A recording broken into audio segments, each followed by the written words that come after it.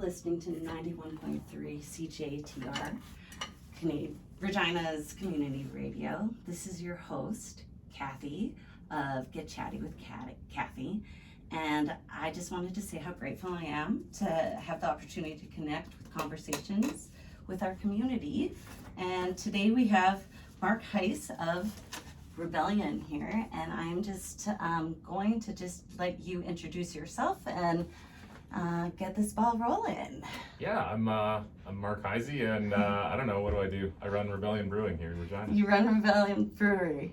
So exciting. So please tell me, if you mind, how did that come to be, Rebellion? We were just chit-chatting before the show started about how you had a different pair of shoes before Rebellion, and it was in the accounting world. So do you mind just kind of taking us back?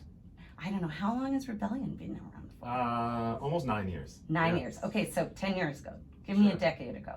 Yeah, a decade ago. So I was my education and my initial career was in accounting, and then I actually switched to IT. I was doing accounting for an IT company, and so I did IT for quite a long time. So yeah, 10 years ago, that's what I was doing. I wore a suit every day to work.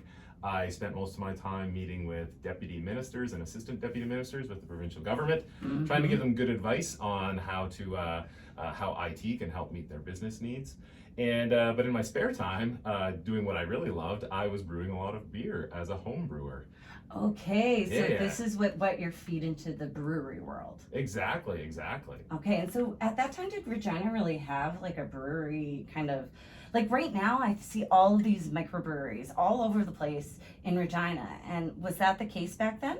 No, there's very, very few. Regina is always sometimes a little bit slower to adopt things and trends and whatnot, so it was kind of exploding across North America, but there really wasn't a lot of breweries in Regina or Saskatchewan. So it seemed like a good opportunity at the time for me and some of my homebrewing friends who were really passionate. We loved making beer. We were winning awards as homebrewers, and we were like, well, geez, we must know everything. So why shouldn't we open a brewery?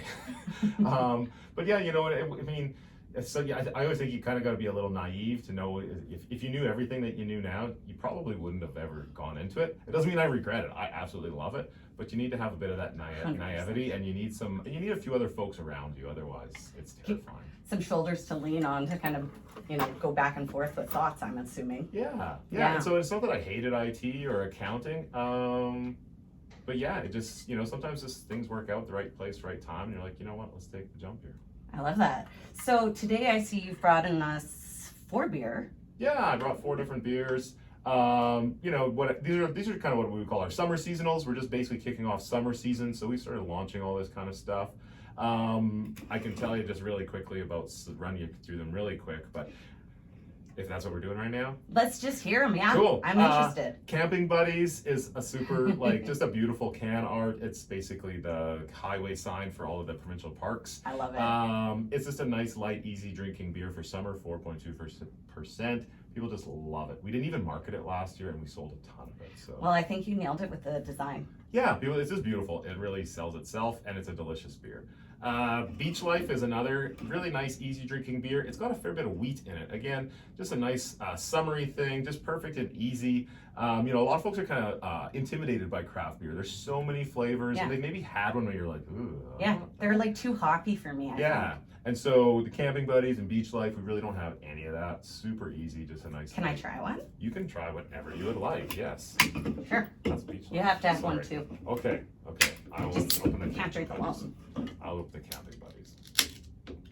It's 12 o'clock somewhere, I figure. Sure. Well, I was already drinking beer. We had to try some out of the tanks today. It's part of the job. It is part of the job. So see, we're working. Yeah. Thank you. Mm-hmm. Oh yeah, this takes me back. Like, this is a good beer. Yeah, they're very flavorful, and I like drinking these beers myself. We make all sorts of weird, strong stuff, super sour, super bitter, higher alcohol, and they're all wonderful, but they're really, you can only drink so much of it at a time. These are kind of nice, crowd pleasing. You can bring it out to the beach, you can bring it to a party, share them with friends. You're not going to get sick of it by like one of them. And that's what I really love about, I love the art and craft of beer and the flavor and the appreciation. I love that part of it. But beer is really, is meant to be a social thing.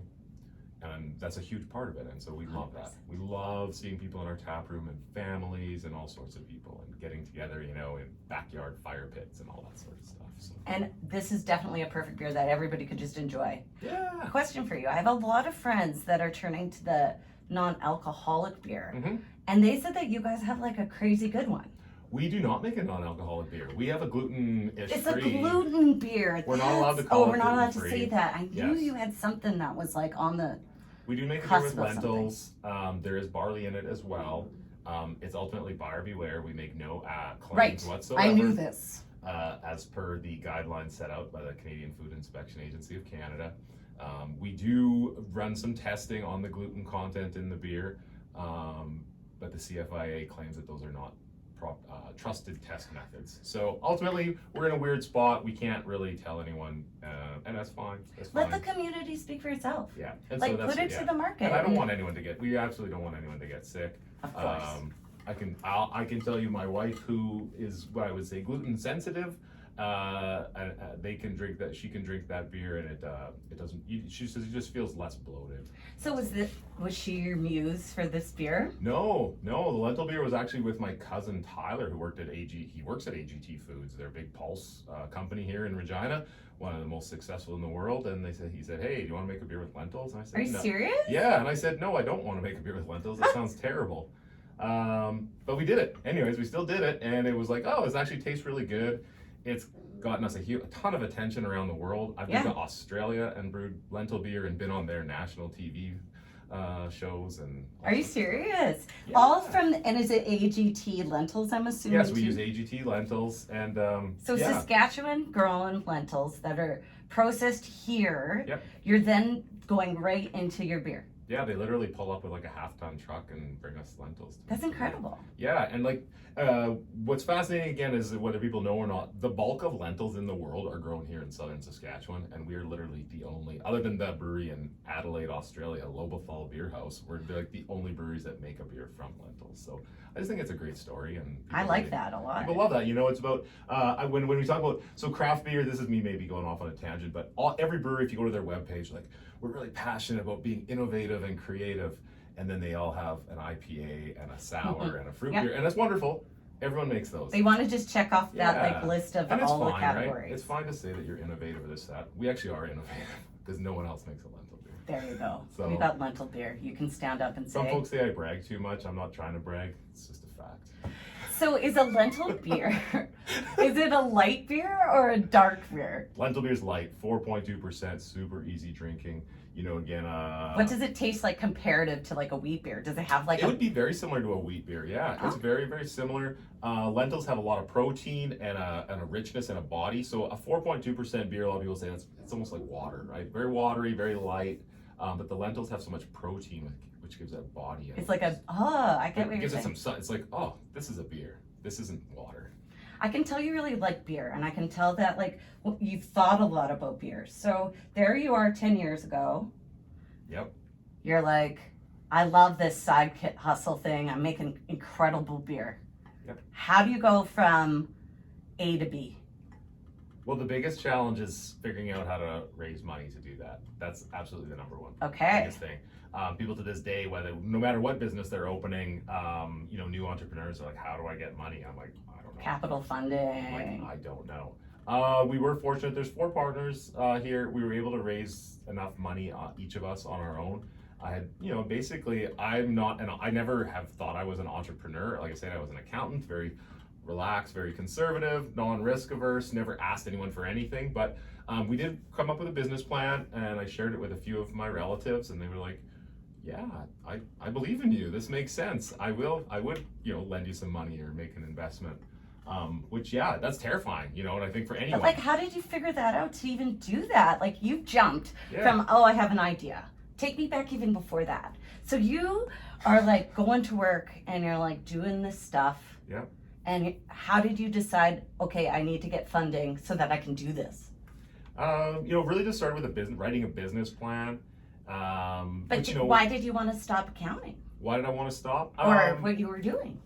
I think, for me, I spent a lot of time working in government, and and that's fine, but that's a very large organization, very conservative, Slow moving. slow moving, risk averse. Bureaucracy at its Um, finest. and I would, again, I would say a lot of folks didn't always want to hear the truth from me. Okay, so you had to you told them what's what. Yeah, and not I'm not a genius, I'm really not, but this is what's going on, and you found that if you said that didn't always go over very well. Yeah, I can relate. It's what they call it, career limiting moves sometimes. Yeah. But to me, that's exactly who we need in the government. Yeah. It's to speak it as it is so that we're not wasting our money. One of my clients, and after I worked with I worked with the Ministry of Highways actually on quite a bit of work. And after I'd opened the brewery and they came to the brewery and they were like, "You're so smart, you have all these great ideas and what you're doing is so amazing." And I'm like, "Yeah, I had the same ideas when I worked with you, but you didn't listen to anything I said." Yeah. Think of all the tax dollars you could have saved us. I tried. Anyways, that's fine. So you kind of get in that frustration mode, and I was fortunate enough. We were at a point in my life where my wife and I ultimately we did not have children. She was just finished. She's a cancer survivor, and so we kind of it kind of Yes. gave us that freedom and that opportunity to say, hey, like life is short. Yes. If we aren't going to have a family, maybe we can take a risk. Maybe we can pursue our passions. Well, and I think too, when you have a cancer scare, you realize life isn't just short. It's like every day is a blessing. So you really got to make every second count. Yeah.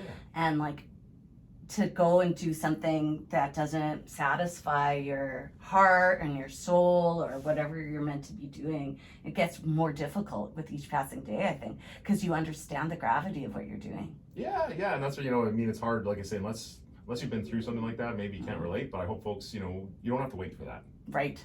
Don't. Yeah. Don't. I had a family, my dad actually passed away with a cancer scare and he was 60, so he was really young. Mm-hmm. And I learned through that period some of the hardest things, but it made me grow into who I am more than anybody else. And I don't know if cancer scare can do that, but I do see that the silver linings in some of our hardest moments really do make maybe something beautiful later on. Yeah, I spent a lot of time on leadership and growth, and that's where I found the most passion when I was still working in government. I was no longer interested in IT specifically. I kind of blew my brains out on the technology, but I was really interested in leadership, and yeah, that's where you start to learn bad things are supposed to happen in life, and you are supposed to learn and grow from them. It doesn't mean you want to have them happen and you don't want to embrace them or look forward to the next bad thing.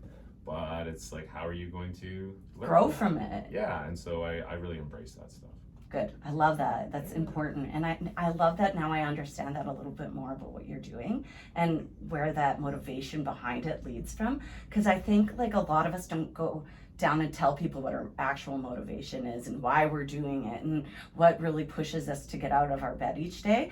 And it's good to hear when people are like, well, fuck, life is short. I'm going to be passionate and I'm going to do it. And I'm really, really sorry. I just said a bad word there. Anyways. I love it. Live once. You bet. So we got our beautiful beers here today. You've now decided this is what I want to do. You start reaching out to family and friends. You're getting your funding in place. And then what?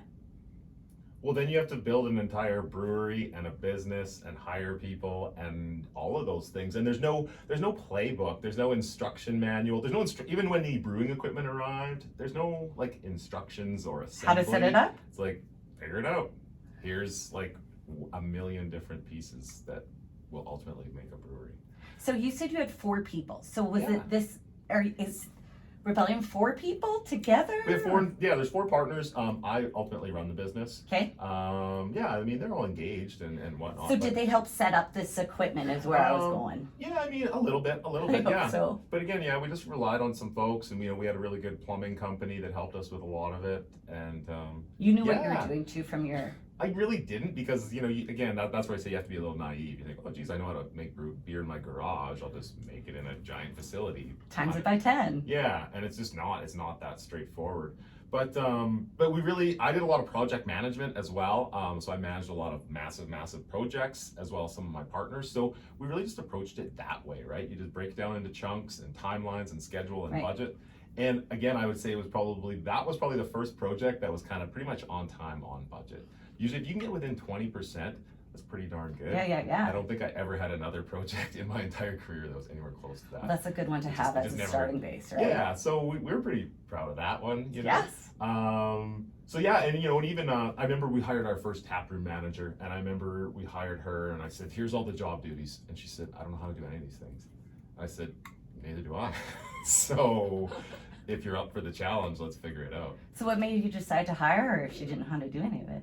I think, just folks that are just willing to just like, you can, I try to look for those, again, when we do any hiring, I don't really care about your skills and abilities. I'm like, who are you as a person? Yeah. And do you come across someone that can figure that stuff out?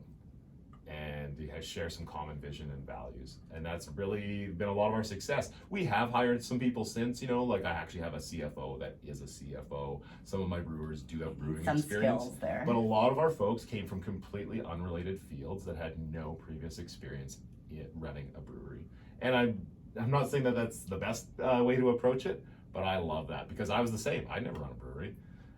But if you can figure it out, you can probably figure out a lot of things. You can figure out your way out of a lot of tough situations and anything. It's just, again, it just builds that confidence and for myself, but then I've also been able to see my staff do that as well. I was going to say, this is like perfect leadership 101 here, hey? Yeah. Like give it to, let them be the owners of their job. It's really, I mean, I get enjoyment from a lot of what I do, but seeing them grow and mature and the satisfaction that they're figuring this stuff out, I don't know, that's pretty darn cool, and again, I was like an accountant and an IT person, like that's just so that's just like booky nerdy numbers and stuff, right? Like that has nothing to do with people, and in fact I didn't even want to talk to people probably 20 years ago. Yeah. And now is what I enjoy spending my time doing most. So I know I've really grown and matured, and I want to share that and hopefully inspire other folks. Like there's more to life than just numbers.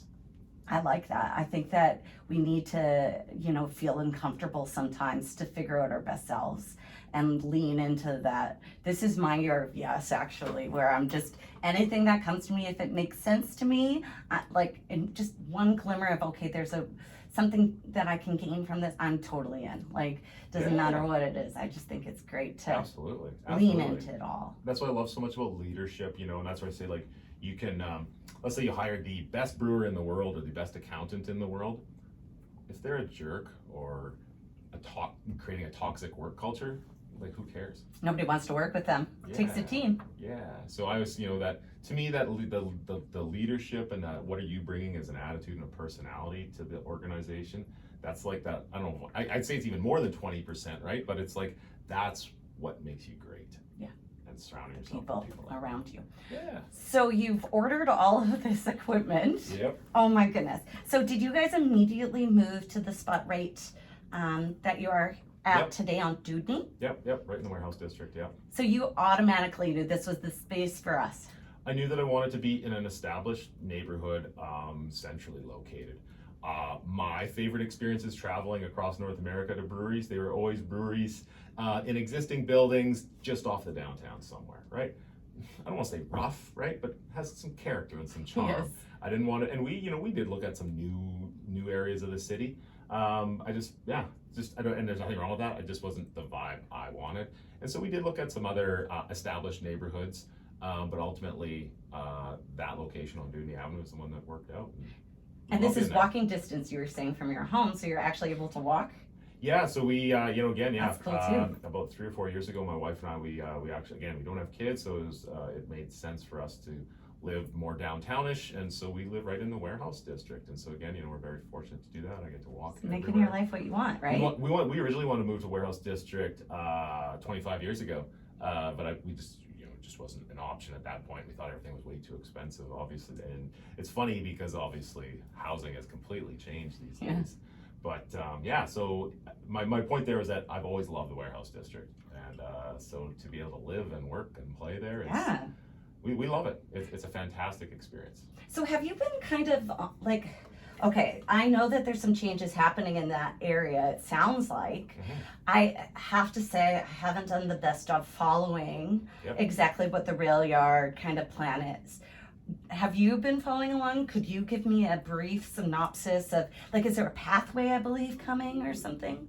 Yeah, so there's two projects that are going on right now. So I was chair of the warehouse district for quite a few years. I'm not the chair anymore, but I'm still on the board. But anyways, there's two projects going on. So in the rail yards itself, the warehouse district has a small amount of money, and we're kind of calling it interim use or kind of some creative adaptive use. So I don't know if it's going to get done this summer. We're trying really hard, but I was just in some kind of brainstorming sessions even last week.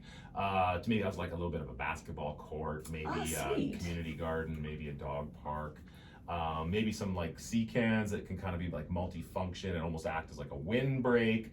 Maybe we could have like some little mini concerts, maybe little markets. Oh, fun. Stuff like that. It all takes time, so I can't guarantee any of that's gonna be ready this summer. But that's just a very, very small amount of money, and just to show that something can happen there. Totally. And we want it to be a gathering space. We want it to be inclusive, accessible, all of that kind of stuff. They just have to make the rules that we can drink outside as well, and then it will be even, I think that's on the table. There is some options for that, yeah, and we have licensed the rail yards. We've had our Frost Festival out there in the middle of winter, which is pretty awesome. Yeah. The other big project that the city is working on too, actually I had a meeting with them yesterday, but Dewdney Avenue is going to be rebuilt, completely rebuilt. So right now, it looks like a highway. It's a raceway. I think it looks probably the same as it did when we were kids. Exactly, right? And so it was meant as there was basically your unloading, semis were loading and unloading onto the rail yards, right? And we park over there eventually. Yeah. And so it's basically a big raceway right now. It's 6 lanes wide. It's not friendly. It's not friendly Not beautiful for people or anything. So the idea is fewer lanes of traffic, more green space, trees, wider walking spaces, bicycle access. Beautiful. Maybe it'll have little restaurants that we can eat outside. Yes, so more, and like even on the existing side, on the north side, patio space for whether it's restaurants or anything, right? Awesome. Artwork, all of that kind of stuff, art displays. Again, if you've been to I was just in Calgary last weekend. Inglewood has done an amazing job of that. East Village, Calgary has done an amazing job of that. And they're live and they're vibrant and everyone wants to be there. Has a culture to it. Yeah, so I know folks can't maybe imagine it yet. It's supposed to take 2 years to finish that whole project, but it's gonna, and there's nothing like it in Regina. So I'm very excited. It too. I really think that Scar Street at one point was that, but now that we don't go downtown the same way. Like I feel like 20 years ago, a lot of us did work downtown and we were able to, use that area in a different way than we do now. But Dewdney, that'll be a game changer because we never have gone there for dinner, really. No, and so it's going to be a painful 2 years for the businesses there, mine included, and I, and some of my fellow businesses are a little concerned, and I'm concerned as well. But I know that once it's done, it's going to be phenomenal. So you know what? Sometimes the rip of the Band-Aid's worth it, right? I've said that repeatedly whenever we meet with the city folks, because usually there's some other people being negative and critical, and I say, don't worry about them, just rip off the Band-Aid. Keep going. Well, you know what? Talking about that area of Regina, it really has had a revitalization over. Well, I felt like it was coming up, and then COVID hit, so we kind of just paused a little, and then the warehouse is pushing hard again, and you guys have been doing some festivals, some at nighttime activities, and to get people out and moving around this area. And I, as someone who hasn't gone yet, could you tell me a little bit more about that? And is it a good thing to take families to, or what? Yeah, we would. I in my head, I view it as a slow burn. So I've been I've been part of the warehouse district board for a long time, but we've always just kind of kept that same consistent approach. I just said, let's make it cool. Let's just make it cool. Because we had What makes it cool? We had no money and no staff, but it's well, let's just tell everyone it's cool. Seriously. If you say it, they believe it, right? Yeah, and it's not, I'm not lying, but it's just that marketing, right? You're right. That guerrilla marketing. Social media is pretty cheap, almost free, depending on how you approach it. Yeah. And that's all we've said. We're just make it cool. Yeah. And more and more people are like, wow, this place is really cool. So it just kills me when people come tell me, oh, warehouse is so cool. I'm like, yeah, I know. But you know what? If you don't think it, it's never going to happen. Yeah. But we've seen so many businesses. You thought it. Yeah, and again, I'm not taking any credit for any of of that stuff, or even our business opening. But although there is data, there actually is researchers at the U of R that are doing work across North America looking at where breweries have opened and saying that when a brewery opens, it creates additional business, economic impact, all this kind of stuff. So there is actual research and data to prove that does happen, although I don't want to take credit. But there are now, there's 4 breweries in the Warehouse District, there's coffee shops, there's donut shops, there's people, coffee roasters, like there's all this amazing stuff happening. We are gonna have a YQR Food Truck Wars is coming up in June, that's gonna be huge. So yeah, I mean, that's obviously family friendly, welcoming. Yeah, that sounds like a good one. Even I've taken my parents just to walk around the Warehouse District a little bit more in the summertime. They're like, wow, we didn't know there's all this stuff here. And again, that's what happens when you walk, as opposed to just driving as fast as you can through the Warehouse District.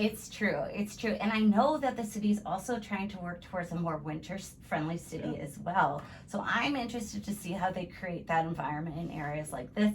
Maybe we could have some walking covered areas or something just to bring that warmth factor in, so people do want to walk between places like this in the winter. Yep. Because that's half the year for us. We need to start thinking of selling our winter city advantage. Absolutely. So that comes down to urban design.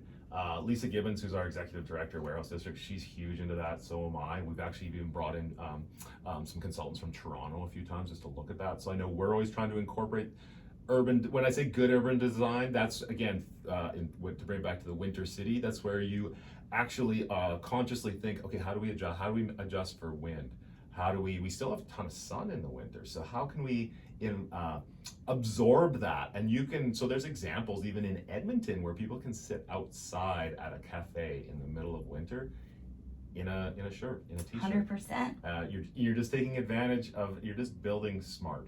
And I'm not criticizing anyone downtown, but I used to work downtown all the time. I mean, and everyone talks about the wind tunnels, right? Nobody was thinking that. No one was consciously thinking, hey, what's going to happen when we build all these corridors? In a one strip down. Yeah, so I can't say that we're going to nail it, but we're conscious of that. Well, there's changes happening. I saw we're going to get fires outside now in the winter, being able to just have a fire and s'mores and that whole experience to bring to our kids in a city, in a park. We've never had that before, and I am just so excited that we can get downtown with groups of people and celebrate what Regina has to offer, not just in the summer. Absolutely. No, it's a very exciting time. I know sometimes it's not always as obvious, and it doesn't even go as fast as I want it to go, but when I start to look back, I'm like, we've made a lot of progress. And so anyways, I agree. Yeah, I definitely agree. Actually, I wanted to show you this. I brought you a gift of some of the old pictures of Regina. Cool. Because I thought that you might have. Oh yes, I love all that stuff. I love the history. Yes. So there you go. Here's a little gift for coming on today. Oh, thank you very much. I find Regina, we don't toot our horn enough, and when we see, other cities and them itself, we're the exact same as every other city. We have our little areas. We have same opportunities. I'm going to start shouting them from the rooftop so that hopefully we'll create the effect that the Railhouse area has and the Warehouse District, that it's awesome. This is an awesome place. We do have lots of cool people that are doing cool things that aren't traditional and are able to make a life, I'm assuming, for themselves and their family, and are happy. Absolutely. I try to be happy every day. I try to focus on the positive, and when it does come to tourism and just promotion in general of your city, that's what it's about. And you need, I've always, whenever I've had the pleasure of being included in a lot of strategic planning around tourism, economic growth for the city, and you need that civic pride of our citizens, right? And unfortunately, we don't entirely have that, but it's up to us. It's up to us to change it. No one else is going to change it but ourselves, right? And again, we'd be like, oh, I hate living here. Well, okay, but no, I completely agree. How it's are what you say. It's your city, right? Exactly. Make it into what it's awesome. Yeah, I mean, how else is that going to happen? So that's the way I choose to live. That's the way I choose to focus. And to your point, we're starting to see and hear it again, just in our little weirdo beer community. We always, again, when we built Rebellion, I developed a vision and values, and almost none of it has changed. But one of our visions was to put Regina on the map as a beer. Like, we want everyone to Yes. think, like, this is the place for beer. And I think you guys are making that impact. Yeah. And I want to thank you because it's people like you that are going to make and are making Regina awesome. So thank you, Mark, and thanks for tuning in, everybody, and we'll have a good day. Bye now.